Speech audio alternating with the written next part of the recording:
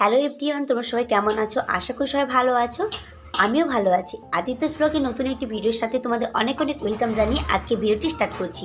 তো ফ্রেন্ড, আজকে তোমাদের আমি একটি রেসিপি শেয়ার করব। রেসিপি বলতে পাস্তা রেসিপি শেয়ার করব। আমি কীভাবে বানাই সেটাই তোমাদের সাথে শেয়ার করব। তো তোমরা স্কিপ না করে ভিডিও দেখতে থাকো, আশা করি তোমাদের ভালো লাগবে। তো ফ্রেন্ড, এখানে এই দেখো যা কিছু লাগবে আমি নিয়ে নিয়েছি।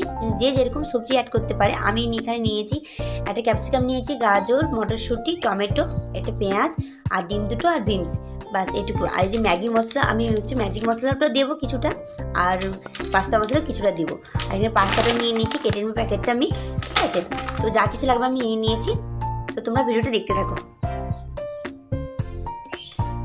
লঙ্কাও দুটো দিয়ে দেবো, তাই কাঁচা লঙ্কা দুটো নিয়ে নিয়েছি। তো সবজিগুলো আমি কেটে নিই, ততক্ষণ তোমরা ভিডিওটা দেখতে থাকো।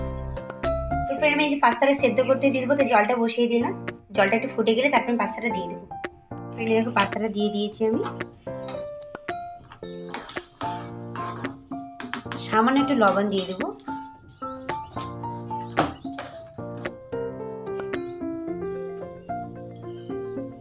দেখো আমার পাস্তাটা সেদ্ধ হয়ে গেছে, জলটা ঝরিয়ে নেব।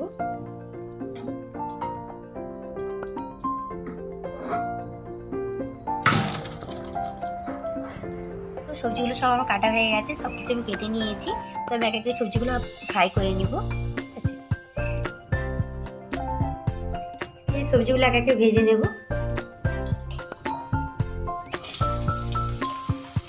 গাজরটা ভেজে নিচ্ছি, প্রত্যেকটা ভেজে নেব। এখানে ছেড়ে যে খিচুড়িটা হচ্ছে,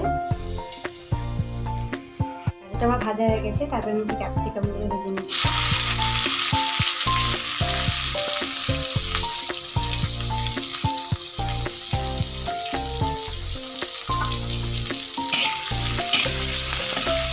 প্রত্যেকটা সবজিতে আমি অল্প অল্প লবণ দিয়ে রাখছি।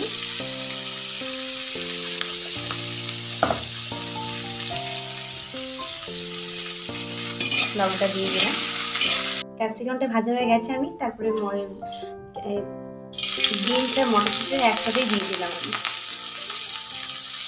যেহেতু অল্প আছে তা একসাথেই দিয়ে দিলাম। অন্যদিকে আমি একটা প্যান বসিয়ে নিয়েছি, ডিমটা ভুজিয়া করে নেব।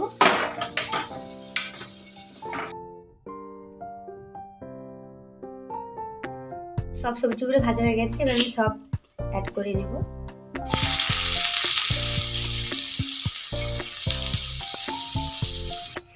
তারপর আমি এক একে সব দিয়ে দেবো।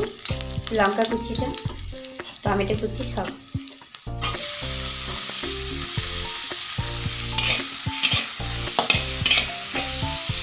সামান্য লবণ অ্যাড করব।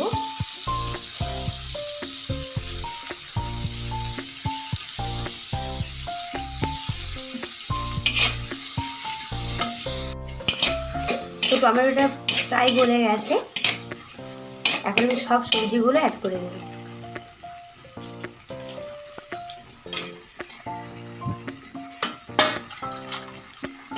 সমস্ত সবজিগুলো দিয়ে দিলাম। টমেটো সস দিয়ে দেবো।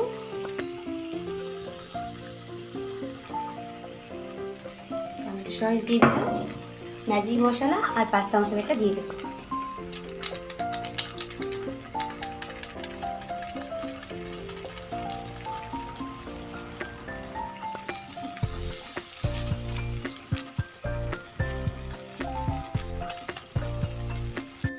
তারপর ভেজে রাখা ডিমটা দিয়ে দিচ্ছি।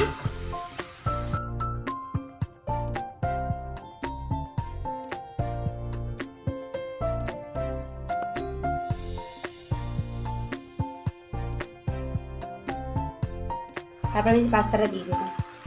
তাহলে সমস্ত উপকরণগুলো একটু ভালো করে মিশিয়ে দেবো।